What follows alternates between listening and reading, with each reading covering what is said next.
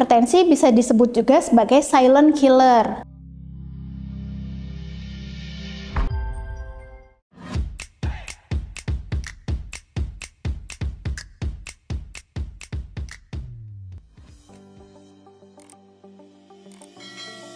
Halo sahabat Pandega, saya Dr. Inu, dokter umum di RSUD Pandega Pangandaran.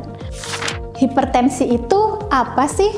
Hipertensi itu adalah tekanan darah yang tinggi melebihi dari batas normal. Jadi tekanan darah itu ada dua macam, yaitu sistol dan diastol. Untuk sistol sendiri adalah tekanan darah saat memompa darah.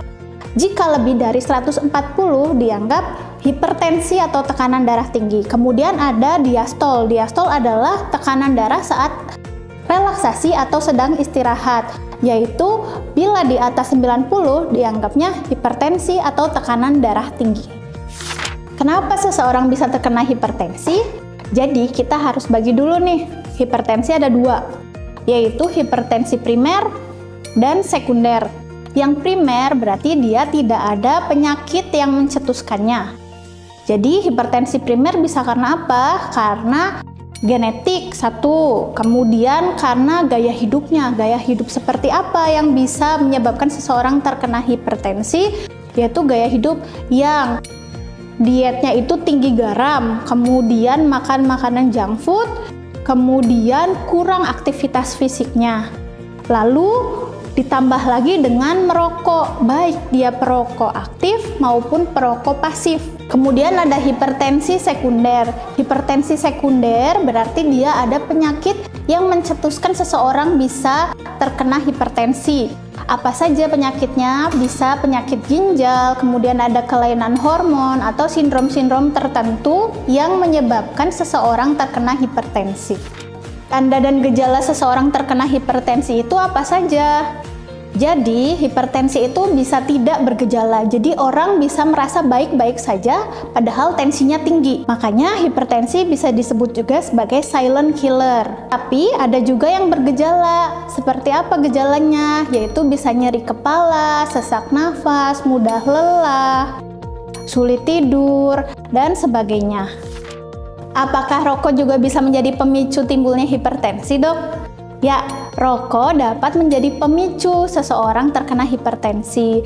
Jadi, zat-zat yang terkandung dalam rokok, dia akan membantu pembentukan plak dalam pembuluh darah, sehingga dia akan menghalangi jalannya aliran darah dan menyebabkan seseorang menjadi tekanan darah tinggi, baik itu pada perokok aktif maupun pada perokok pasif. Dari rentang usia berapa biasanya seseorang terkena hipertensi?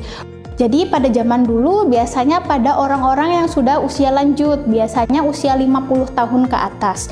Namun untuk sekarang trennya menjadi berubah. Bahkan anak usia 20 tahunan, 30 tahun sudah mulai muncul pasien-pasien hipertensi. Jadi bisa terkena pada usia dewasa muda hingga usia lanjut. Bahkan sebenarnya pada penyakit-penyakit tertentu pada usia anak-anak pun dapat muncul hipertensi. Apakah hipertensi ini penyakit yang diturunkan? Benar, hipertensi ini bisa diturunkan. Jadi, jika ayah ibunya menderita hipertensi, anaknya beresiko tinggi untuk punya hipertensi juga. Namun, bukan berarti tidak bisa dicegah. Semua ini bisa dicegah dengan apa? Dengan mengelola gaya hidupnya. Jadi dengan mengelola gaya hidup sehat, olahraga yang cukup, dan menghindari rokok. Lalu jika sudah terlanjur terkena hipertensi, bagaimana harus mengobatinya? Tenang saja, hipertensi saat ini sudah ada obatnya. Jadi obat ini harus diminum secara rutin agar dapat terkontrol hipertensinya.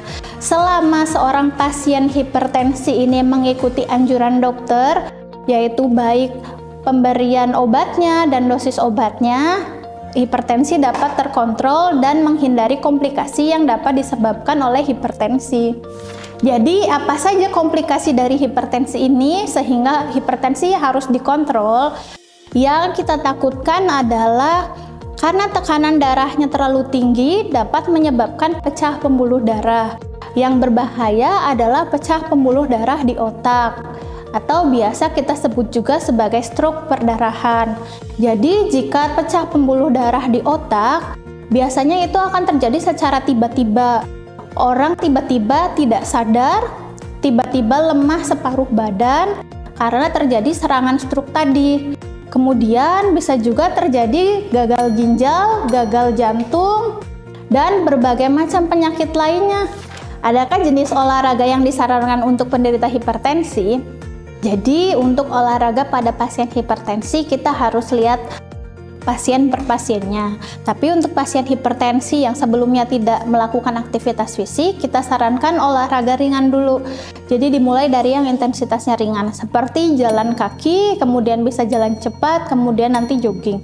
Untuk intensitasnya nanti setiap minimal 3 kali dalam seminggu, 30 menit setiap sesinya. Untuk nanti olahraga selanjutnya disesuaikan dengan kondisi pasien masing-masing, sehingga memang harus dikonsulkan dengan dokter yang merawatnya.